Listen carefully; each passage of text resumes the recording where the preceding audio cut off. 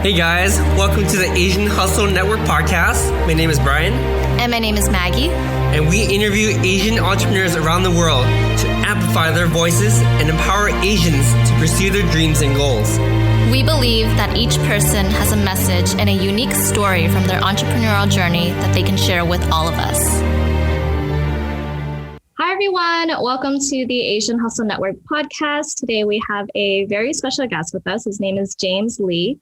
James is the co-founder and CEO of Mighty Health, the first exercise, nutrition, and wellness platform designed specifically for adults over 50. The company is backed by Combinator, NFL Hall of Famer Joe Montana, and the AARP.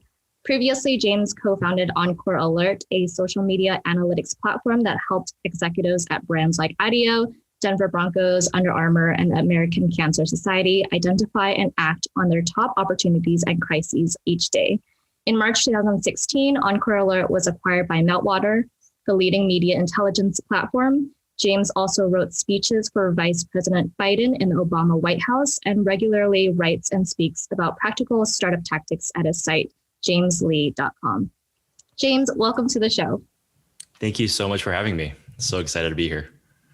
Awesome. Let's dive right into it. Talk about your upbringing, where you were born, what your kind of like family background is like. Would love to hear it. Yeah, absolutely. So I was born and grew up in Orange County, California. Went to a number of schools for both elementary school and high school that were like really predominantly Asian. I would say sometimes even over 75, 80%. And basically, my parents were both entrepreneurs. So they're both immigrated from China. And then around the time I was born, they started a computer hardware business. So they were literally selling those old PC towers, monitors, mouses, and things like that to local libraries and schools. So my biggest recollection actually growing up was actually spending most of my time in the back office of their computer hardware business, doing my homework, not knowing at all any of the stuff that was really going on around me. All the other coworkers were just saying hi, hi, James, and then I was just like, hi. But I just remember like taking in the energy. I remember like my dad sitting in his office, like stressed all the time. I remember my mom in the front helping folks out. And I remember the hustle and bustle of everyone around the office. And so whenever I had time off from my homework, I would grab extra pieces of paper from the copy machine and just start sketching all kinds of random things that I wanted to do when I grew up. I remember I even sketched like wanting to start like a future like resort and what the water park would look like, or like sketching a future like dirt bike park. I don't even know why. I didn't even ride bikes back then. But it was just something that was, I don't know if the right phrase is like in my blood, but I just knew that being around the energy growing up was huge for me. And then going to high school was actually the first time that I was able to put a bit more of that entrepreneurial mindset into practice. And so I remember my first thing was I had started a bunch of little clubs and initiatives, like not really businesses, right? Like I think when you're 16, 17, 18, you have no idea what a real business actually looks like and how it operates. And so you think anything that makes money is fine. And so I remember, when I was 16, I used to print out comics from the local Sunday comic, like the newspaper, and put them on a white sheet of paper in Microsoft Word, and then print those out and sell those for 75 cents. I think now in hindsight, I realized it was copyright infringement, now with that benefit. But and then I even started a Pokemon trading card club. So I had all my friends be part of this club with me. We all went to the local liquor store, bought those packs of Pokemon cards, opened them up in front of each other, put them in the sleeves. And I even went and printed laminated membership cards for each other. So I could be, member 001, and then my friends would be, 006, 7, 8. And so that was really my my high school experience, was growing up, was actually being kind of known as like the business guy at school, because a lot of my friends had aspirations, whether from their own or from their parents, of, becoming doctors or pharmacists or going into more finance and accounting route. And I was the only one who was more on the entrepreneurial side, always trying to like rally my friends to do something together with me. Mm-hmm. That's amazing. Yeah, I love how you gave us that background information of like your parents both came from entrepreneurial backgrounds and that really shaped your mindset. And I feel like your story is kind of resonating with like Brian's in a way, because Brian comes from, a family who, started their own business as well. Maybe Brian can talk a little bit about that as well. Yeah. Yeah, I was about to say that your story is so reminiscent, just the immigrant story of doing your homework in the back, being known as the boss's kid, and just hustling throughout high school too. And a lot of similarities. Like I used to sell magic cards and Yu-Gi-Oh cards on campus. And always get caught for it too. And always known as like not the bad kid, but the kid that keeps on hustling on campus. Same. I got the same comments every semester from my teachers on the report card. You know how there's like citizenship and like effort, and like for mine it was always like unsatisfactory. And my parents would always ask my teachers, like, is James like acting up in class? Is he speaking out of turn? Is he like making a fuss? And they're like, no, he's not. But he's also like not focusing on school, because do you remember those desks that had like you could put your stuff inside of the desk underneath it? Yeah. Like instead of books or pens or pencils, I just have like all of my stuff that I was starting for my different clubs and index cards and laminated membership cards stuffed in there. And I think my teachers looked at that and was like, uh-oh, like this is a trouble student. Little did they know that laid the foundation for you to be so successful today, That's too kind. So let's fast forward a bit too and talk a little bit more about when you went to college at Georgetown, right? And you started your first company while in college. What was that process like? Like, how did you view school yet view business at the same time and try to juggle both? Because we understand you're an excellent student. Just from background for our listeners, James is a fantastic student, super straight A. But like, what was your view on like academics and entrepreneurship doing it at the same time at such a young age? Well, I'm sure this part will sound familiar as well, but I knew I had to take care of the academic side because that was basically my ticket to freedom. My parents would not let me go and do anything else or spend time on anything else if I didn't have that side down. And so I always made sure that whether it came to, essays, tests, finals, things like that in school, even if I had to stay up the last night to like cram for those, like I had to make sure that those were taken care of so that I had the ability to go work on other stuff. What ended up happening in college was when I had first joined, when I first got to Georgetown, I kind of went to this like info session for this program called Compass, which isn't quite around anymore these days. But I remember the dean of the business school and this one like senior, and back when we were 18, you see like a 22-year-old walk onto stage. You're like, oh, I want to be him. And I remember the senior saying like, hey, we started this new fellowship called Compass where we'll choose 15 students and we'll take you all around Washington, D.C. You'll get to meet these mentors and business leaders. And at the end of the year, you get to start your own company and we'll give you $2,000. And of course, of all of that, I blanked out and I only heard the $2,000 part. And I was like, $2,000, like to a kid is like insane amounts of money, right? You're like, I've never had that much in my bank account, in my wallet, et cetera.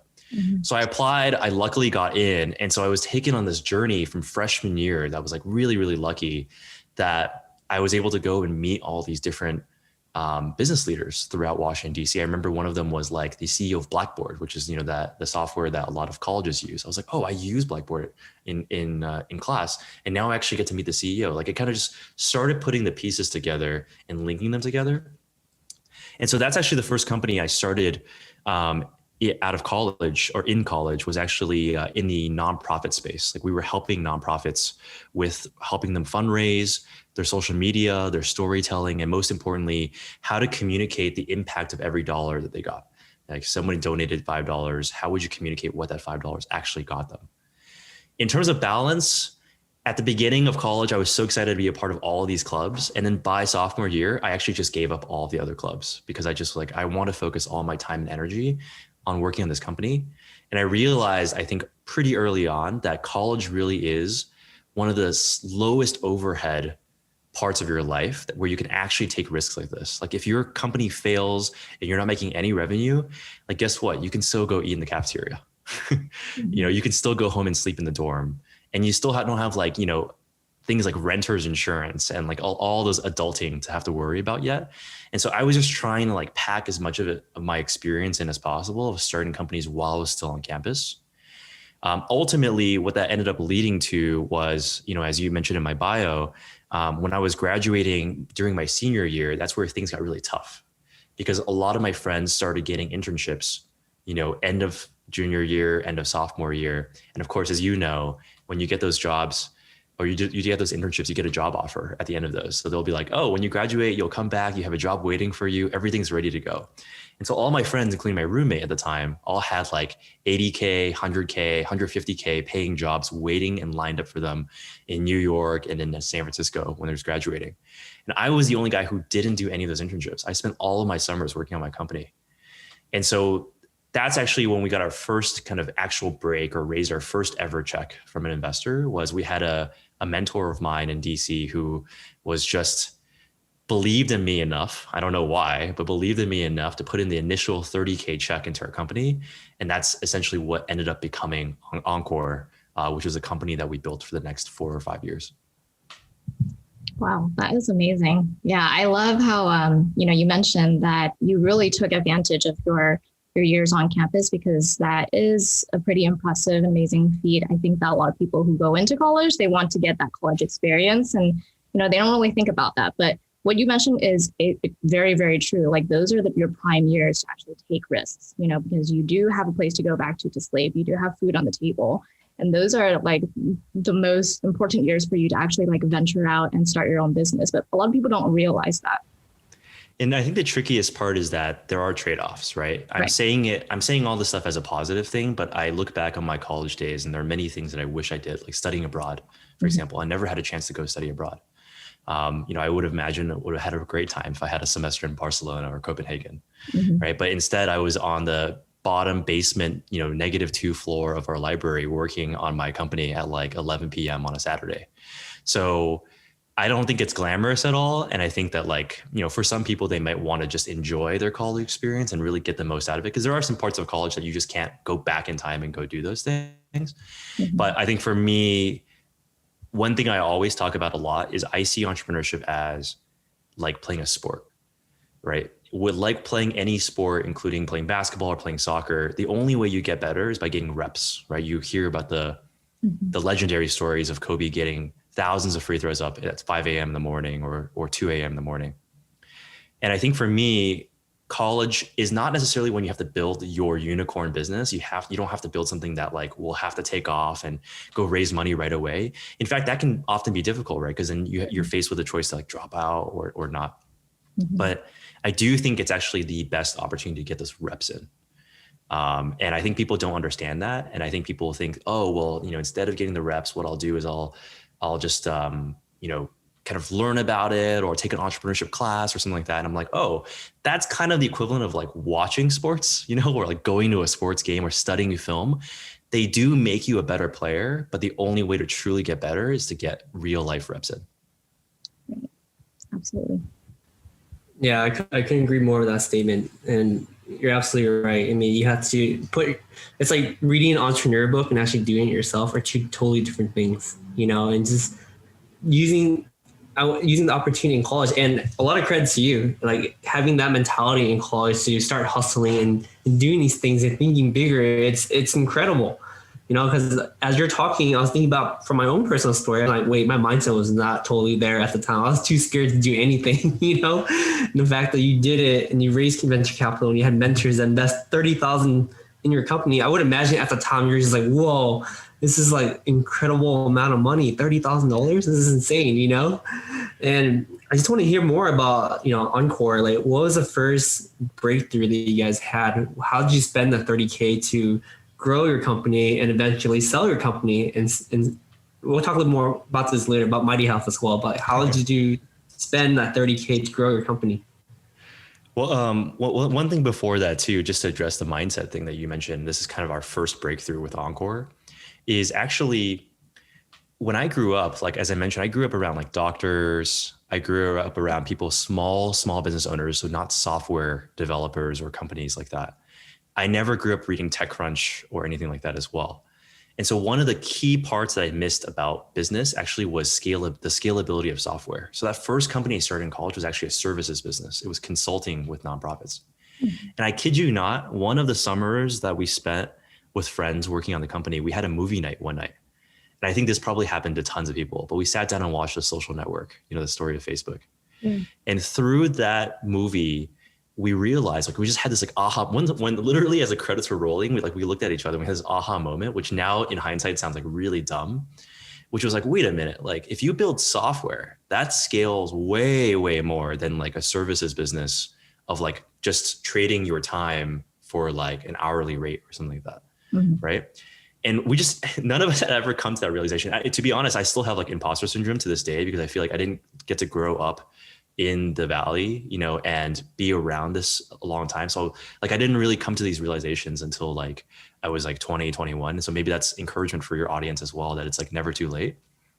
But that's actually the first breakthrough that we had was we changed Encore from a services business where it was just a bunch of students consulting and getting paid like a couple grand to becoming a software business where suddenly I was looking for a technical co-founder and a CTO to actually join the team and actually build an app with us that we can go and sell, infinitely to nonprofits. I think that was actually the realization, especially that the mentor that I mentioned saw us and then unlocked that first check, because I think he realized, okay, these kids finally get it. And I'm not like giving them $30K to just go run like a consulting firm. And in terms of the $30K, I mean, it's funny because I remember we actually had to give back like $5K like right away to like for rent of the office. I was like, wait, so we're not actually getting $30K, we're getting like $25K. I was like, doing the math. I was like, oh, we're already running out of money. And we actually ended up in a really, really tricky situation. So this is when I met my co-founder and CTO today, Felipe. So we had met completely online. We met on AngelList. We'd started working online together, and I think he sussed out that I was not a serial killer, and I sussed out that he was not a psychopath. And then so he actually agreed to fly to the US for the very first time from Brazil, and actually went straight from the airport in DC to sit next to my parents at graduation. And my parents were like, who is this like Brazilian guy who's like sitting with us at graduation? And what ended up happening is we got that $30K check and we spent that $30K on like rent. So Tammy, our other co-founder who Felipe and I all lived in this house that was deemed the quote unquote entrepreneur house. And it was funny because it was my first time looking for housing when I had left college. And so I was just on Craigslist and I saw someone posted entrepreneur house. I was like, oh, that must be it. That's where I want to live. So like, I just didn't think much about it. I signed a lease. Like I just quickly got in basically. Right. And when we finally moved in, we're like, oh my God, like what we signed up for was a 3-story house with like 15 people living in it. There were literally people sleeping on top of what used to be a hot tub. And they put like a wooden board there. And there were 2 guys sleeping there. There were 2 guys in the basement who like had to like run out one day because it started raining and it flooded the basement. Oh. There were cockroaches. There were literally like the air conditioning vents, like the filters were like pitch black because they hadn't been changed in years. And that was actually what we spent our $30K on, was actually living there and eating Trader Joe's teriyaki chicken, orange chicken, frozen teriyaki chicken, orange chicken every day. And then commuting to this office that we had to spend $5K of this $30K on to work out of a basement that didn't have air conditioning in the middle of East Coast summer. And that lasted us kind of the first 4 months. Wow, that is insane. I love how you mentioned, like you guys started off as a service business. Like Vine and I always hear from entrepreneurs to like never start a service business because it's not scalable. And that's what we keep hearing over and over again. Probably like 80% of the people we have on this podcast are like, don't start a service company, guys. It's funny because I actually am of the like feeling that it's actually really, it just comes down to the entrepreneur and what they want, right? And I think like it's completely unfair for me to say like don't start a service business. It's more like, what do you really want to achieve as an entrepreneur and being self-reflective about it? And I think services businesses are actually really fantastic if you care a lot about like cash flow. Right. And I think if anything, like those people who are making cash flow and having services business are making fun of people like me for like paying myself so little and relying on venture capital to grow businesses and being in debt all the time. So I think it's just the grass is always like greener where you water it, basically. Exactly. Yeah, it also depends on the person too and what they want to do in life. Some people are just passionate about talking to people, helping others. So service business, a lot of sense, Exactly. Exactly. So, while you and Tammy and Felipe were building Encore Alert in March 2016, it was acquired by Meltwater. We'd love to hear about that experience. This was, I'm sure this was your first time having sold your company to a large corporation. What was that experience like? What was going through your mind at the time? And what was that experience like for all three of you? Yeah. So one of the biggest things was, we've been working on this company for about 3 years, maybe grew it to about 10 employees. And at the time we were still growing and we were starting to hit our stride and figuring out some things around sales. I think B2B sales was honestly one of the most challenging parts of that business because in college, that's not one of those things that you take as a class, right? You don't take B2B sales 101 with your professors. And so having to learn that just from literally trial and error, and also reading some books like Predictable Revenue and some of these like highly recommended sales SaaS books was the way that we cobbled together a sales team and started selling. So we had started getting tired because, I think my background has always been working on social impact and helping out with different causes. That was something I was really passionate about in high school as well. And was kind of the intersection between, the clubs I was starting and then also, what I was trying to help out with. And I think that working on just marketing software in a super, super competitive space for 4 years started taking its toll on us. And so we had the opportunity to move out from the East Coast to San Francisco to be a part of the 500 Startups Accelerator. And of course, we got a little bit of additional funding from them. But by the end of the program, it was like we'd either have to go and raise another round from investors and just kind of do the full fundraise again, or we had the opportunity to find a great landing spot with Meltwater, which is a global, huge media intelligence company. Mm-hmm. And the CEO of Meltwater had actually been a keynote speaker at 500 Startups. That's actually how we met. We got connected that way. Yes. I remember after his speech, I went up and kind of had my laptop out and was showing him like what Encore Alert was. And he's like, interesting. Like, why don't you come over to the office next week and like, let's just chat about it. I was like, great. So I scheduled something with his assistant. I thought like I'm showing up for a coffee meeting, like it's going to be casual. Like I'm not sure what's going on. Mm-hmm. I walk into the Meltwater office and I get ushered into literally this conference room with this huge, long, like 20-foot table. And it's like the head of data science, the head of product, the CTO, the VP of engineering, and like the CEO, they're all sitting there. And they're like, James, why don't you go ahead and plug in your computer and give us a presentation? And I was like, oh my God, I'm glad I had like a backup keynote that I had prepared for something else like up on my screen. So I just like plugged my computer in and just basically leaned into telling some customer stories. Right? What I was trying to prove to them was even though we were a really small company, we deeply understood the needs of our customers and why they needed a product like ours on top of like something like Meltwater, basically. Mm-hmm. And so then that actually ended up becoming an acquisition conversation. Like that was not my original intention walking in, but it ended up becoming that. And I think another tough lesson, looking back as well, is I realized that, as you said, Maggie, it was my first time actually going through an experience like this. Mm-hmm. And it was probably that CEO's like 100th time negotiating an acquisition. So I was like hugely outmatched. And I think that, in hindsight, I've learned a lot of course, really interesting and important lessons around the value of leverage and having other folks bidding, for you as well, supply and demand, right? Simple supply and demand. But at the time, we did the best that we could.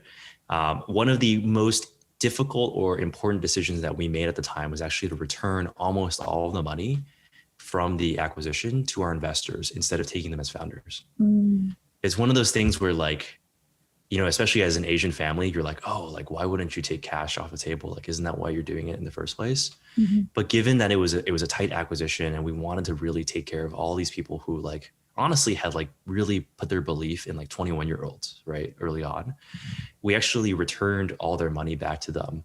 And, many of them had made multiples of their money as well in like span of 6 to 12 months.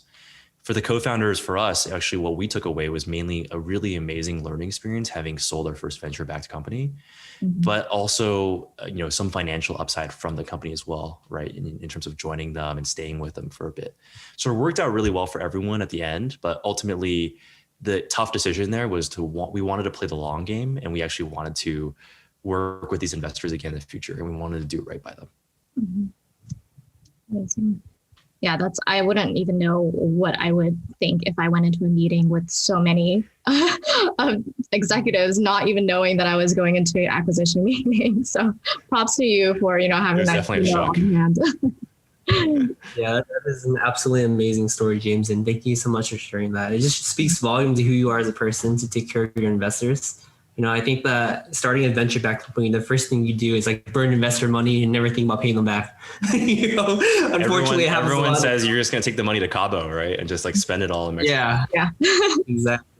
The mindset you had was, all right, I got to pay back everyone that believed in me and think of it as a learning experience. So it speaks volumes to what you created today, like Mighty Health. Like we listened to your other interviews earlier this year, actually in January 2021, where you talk about, your inspiration for creating this product is because of your dad. And, hopefully your dad is doing a lot better now, but the inspiration really touched me and Maggie's hearts a lot as we're doing more and more research about you. Can you kind of talk about Mighty Health? Because a lot of our listeners probably heard of the product, but want to learn more about the inspiration behind it. Sure. Yeah. So basically a few years ago, when I was working on that previous company, I got a call at 5 a.m. in the morning from my dad. And at that time, I thought it was actually something that happened to my mom because she had suffered breast cancer before and she had overcome it. And so I just thought that she was back in the hospital. It turned out my dad was actually calling, and he had been showering the night before, suddenly felt some sharp chest pain. Like many Asian parents, decided he did not want to go to the doctor. Tried to go to sleep, just couldn't. And then my mom called some friends, who were doctors in China, and they were like, "You gotta go to the hospital now." Mm-hmm. Turns out that his aorta next to his heart had burst. Actually, it's officially called an aortic dissection. And what ended up happening was the local community hospital couldn't take care of him. They didn't have the resources, so he got rushed down the 405, the busy 405 at 6 a.m. through LA traffic. Literally, the ambulance took the lane next to the carpool lane. It had to cut through just to get him there on time. And I remember him calling me, and I'm not a doctor, so I looked it up on Google, and the first thing that pops up is that little snippet that Google shows, and it's 50% chance of death. And I was like, oh my God, right? At this point, I'm living on the East Coast. So I'm 5 hours away by flight. So there's really not that much I can do at that point, right? At that point, you kind of just put your trust in the doctors and, in God, and you say, hopefully it goes well. So 10 hours later, I get a call from the surgeon, and basically says, Mr. Lee, your dad made it through, but he's really weak, and he's going to need, to recover. But also here's a huge packet of information of all the things that he needs to do to live a healthier lifestyle. He should, manage his hypertension a little bit better. He should lose a little bit of weight. He needs to really exercise more. I know, especially for Asian parents, our concept of exercise is just either doing a little bit of Tai Chi outside or just going on a walk. Yeah. And then also eat better, right? It's the same thing too. What our parents think is healthy is what their friends forward to them through WeChat. Yes. So at the time, as his only child, I kind of became his de facto healthcare concierge. I remember my dad constantly texting me and being like, "Hey James, can I go fly now? Can I have caffeine? Can I do this? Can I do that?" And I was like, "I'm not a doctor, dude. Why are you asking me these questions?" But over time, I realized that actually the problem that he was facing and all the uncertainty that he was facing, and really truly what was underlying that was anxiety, is really, really common with people that are at that age. Although of course, I think with Asian culture, it's less likely to admit that. And so what we originally started with Mighty Health, the original version was actually a cardiac rehab company. We wanted to create a 12-week program similar to what you do in the hospital, but you just do it at home. What that ended up becoming last year in 2020 was, as the pandemic was happening, and I noticed even my dad, he had a 24-hour fitness membership, and then he started having to stay home. He couldn't work with his trainer anymore. I realized that while all of younger adults have all these incredible options like Peloton and Nike Training Club and Mirror and things like that, my dad is stuck with all the traditional options. If things were open, he would go to 24-hour fitness or he'd go to the YMCA. Mhm. And so I realized that the fitness and wellness and nutrition industry has kind of left older adults behind because it's maybe just not as sexy of a market. And because there's also this misunderstanding that older adults don't use technology. Our take at Mighty Health is that that might have been true historically, but we believe the next 10 to 15 years, especially with older adults and the aging population going from about 110 mil in America to 145 mil over the next 15 years, that'll change. We believe that somebody will be the digital wellness platform for older adults. And that's why we're working on Mighty Health. Absolutely. I love that. I love the passion in your voice too. I think as you're like, our mission, I was like, wow, I can feel the conviction in your voice when you speak about it. So you can tell, you can tell I've been fundraising recently. You can definitely tell you fundraising. Everything you say is very true though. You know, like my parents, they rarely like to go see the doctor. And I think a lot of Asian parents, they rarely get checkups, like their yearly annual checkups.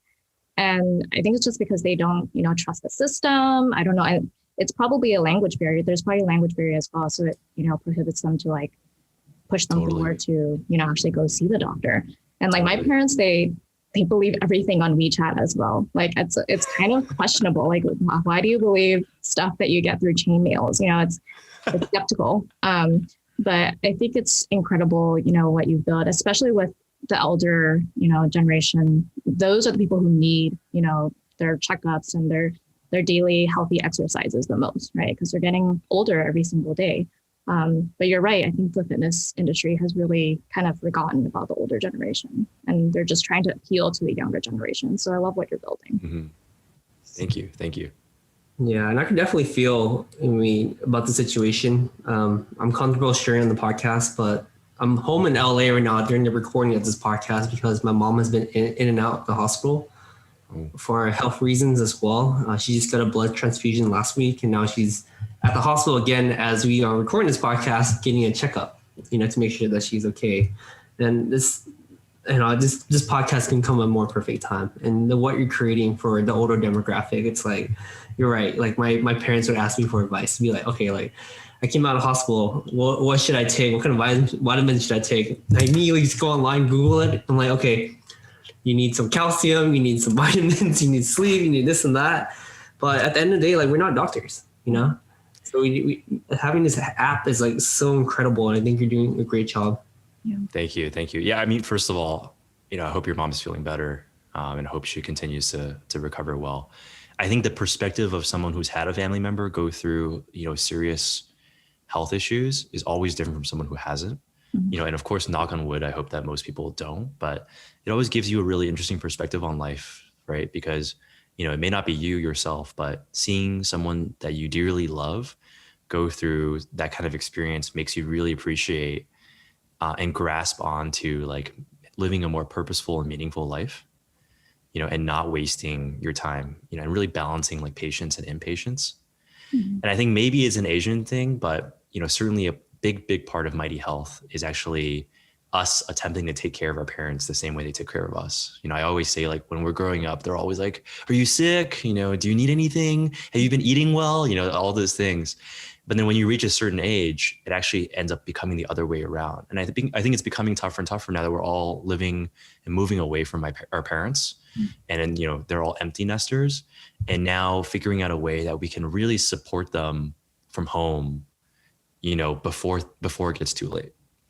Absolutely. I also wanted to say, I think it's extremely inspiring that, although you don't come from like a medical background, you came from like a marketing and management background in Georgetown, and then you were also in tech. It's so inspiring to see you actually go into this industry, because I think a lot of people, what goes into their mindset is like, if I don't have a medical background, how can I start a business in health and wellness, right? But I could see the passion that you have, and I think a lot of it comes from, what happened to your father. And I could really see, what is driving you forward. So it's just very inspirational for you to, go into this industry in health and wellness, even if you don't have that background in medical. And it shows, what is possible for all of us. Yeah, it's been a huge learning curve though, right? The first like 2 years of working on this and going from zero knowledge to being able to talk about how hospitals get paid or how insurance companies make money. It's just been a series of like hundreds of coffee conversations with experts and just begging them to like share their knowledge with me on at least at a high level. I'll never reach, we do have a medical co-founder, and obviously he's one of the best physicians that we have in the US. But I'll never reach that level, but it's been really fun getting to know like a brand new space. And I agree with you that like, I think sometimes it's really discouraging, but oftentimes because the mission is there and because we know what problem we're solving, the rest of it feels like you can kind of figure it out, as you go along. Yeah, exactly. I also absolutely agree. That's also the best part of entrepreneurship. It's like you have this mission and you just try to figure things out. You don't ask like what, you ask how can I get there? And you start connecting dots. You start looking deeper inside, start looking at your connections. All of a sudden it's like, you realize that anything can be built out with the right mindset. Exactly. Yeah, that's perfectly said. Absolutely. I love to hear some of the challenges that you went through with Mighty Health, and how did you overcome those challenges? I think one of the biggest ones was that our original vision was to go sell to insurance companies. And, speaking of being out of our depth, right, that we were just talking about, like usually when you think of insurance sales, it's like friends who, our friends who are on the golf course together with an executive of an insurance company, and they already know each other, and there's like long lasting relationships that have been built. And so what's really interesting is when we went through Y Combinator, we were obviously like extremely excited, to be a part of like such a prestigious program. And we had heard so much about it. But we were one of those companies that would show up to office hours every other week, and they would ask us if we had any like increase in sales and things like that. And we never really had much to show for it, because at the time we were doing like hardcore enterprise sales, things that have a sales cycle of sometimes 18 months to 2 years, right? 18 to 24 months. So while we had a fantastic experience in YC, and I would do it again over and over again, I think it was just one of those things where we felt like we weren't able to take advantage of it as much as we could have. And we were one of those companies that always felt like we were falling behind the companies that were in our group. You feel that FOMO, you feel that comparison to all the other founders when they're sharing their updates. So one of the big key factors that we had that led us to the decision to pivot to what we're working on today, away from just purely cardiac rehab to becoming a fitness, nutrition, and wellness app for any older adults that they can sign up for on their own and just download the app from the App Store, was we came to this realization like, if we do that, we can not only get revenue in the door earlier and we can actually start making money, but we can do so many more things like build our own brand and community, similar to like what Peloton has done, similar to what you have done at AHN. And instead of waiting on our hands, and then also, we can even do little things like write observational clinical trial, studies on them and like do our own papers. We don't have to go through, some fancy academic medical center that wants to charge us $500,000 to do a study over the next 18 months. We can do a study right now and write a paper next week and submit it the week after. So it was a huge mindset shift that allowed us to unlock so much more that our team is far more excited about waking up in the morning working on, rather than waiting for the contracts to close. Amazing. Yeah, I think what you've built is so incredible because, I know you guys focus on like 3 different things: the live coaching, the content focused on nutrition, preventative checkups and workouts, and then celebrating family members and their achievements on the app. So you really built a community, and that goes such a long way because when you have a community, you're able to like push people forward, support each other, and just follow their journey, which really resonated with, what we're building at Asian Hustle Network. It's one of the very few, I would say, in my opinion at least, one of the very few defensibility aspects these days, right? Unless you're working on hard tech or you're inventing or you have patents or you're in biotech and pharmaceuticals, like building an amazing brand and amazing community like you have is one of the very few last remaining defensibility aspects that really encapsulates like creating network effects amongst your members that will create a barrier to entry for like future companies that are just trying to copy the features, but just don't have that community. Absolutely. That's well said, James. I'm reading this book by Brad Stones, and he talks about how the community really protected Airbnb and Uber from falling apart. Their community really protected them, really protected the brand. So absolutely agree with the statement that you just said. Out of curiosity, James, like what's next for you? Like what's next for you and Mighty Health? Where do you hope to take the company in the next couple of years? Well, so we have started with this fitness and nutrition app, but I think the exciting part is just our initial wedge. What we're really, really trying to do with Mighty Health is to build an all-in-one platform. Maggie, I think you did a great job of summarizing that, like an all-in-one platform for older adults and their wellness. So a great example or like a great comparison for this is actually a YMCA. So a lot of people think of YMCA as like a karaoke song that you sing, when you get drunk. But actually, like if you go and visit a YMCA, one of the most fascinating parts of the YMCA is that beyond the fact that there's like exercise equipment and there's a basketball court and a pool, is that people actually go there to hang out, especially when you're older. Like that's where people go and like hang out and see each other every single day. Yeah. And you can do other things like sign up for classes and talk to a nutritionist and, so on and so forth. And so that's really the vision for Mighty Health, is to build like a virtual YMCA for people where, yes, there's joint friendly workouts and there's the personal grocery list and nutrition planning. That's the bread and butter of like what you're actually doing every day. But we want people to come onto our app and hang out with each other. We want them to attend our live events, our live Q&As. And so the next couple of years of Mighty is really just expanding that, tenfold, really inviting, people to do more live content on our platform that gets recorded and shared with everyone, building out our community to become more rich and vibrant with each other. And even starting to integrate other kinds of hardware devices and other kinds of physical goods. So imagine like we now know, for example, because our members are eating their breakfast, lunch, and dinner, and they log all that in Mighty Health, and our coach gives them feedback. What if we could actually send people meal kits, and so that they're already low carb, they're already fit the Mighty diet, already check off all the boxes. So you can have to think less about it. And plus it's like fresh groceries, which, I know that you already know this, but a lot of places in America actually don't have access to fresh groceries, right? They're like it's a food desert. So that's really like the vision for the next 2 to 5 years, is really to become an all-in-one platform that people use year round and use every day to drive their healthy habits. I love that. Love the vision a lot. Yeah, I love the goals, and we have no doubt that Mighty Health will get there. So, Thank you. James, we have one last question. You came from a family of entrepreneurs and you have such, incredible entrepreneurial experience. If you could give one advice to an aspiring entrepreneur, which we have so many in the Asian Hustle Network community, what would that one advice be? My biggest piece of advice would be to try to pick something that you really feel passionate about solving in the world, and hope that, and my hope personally, I don't think this is right for everyone, but I hope that people will spend more time and energy tackling really important social problems.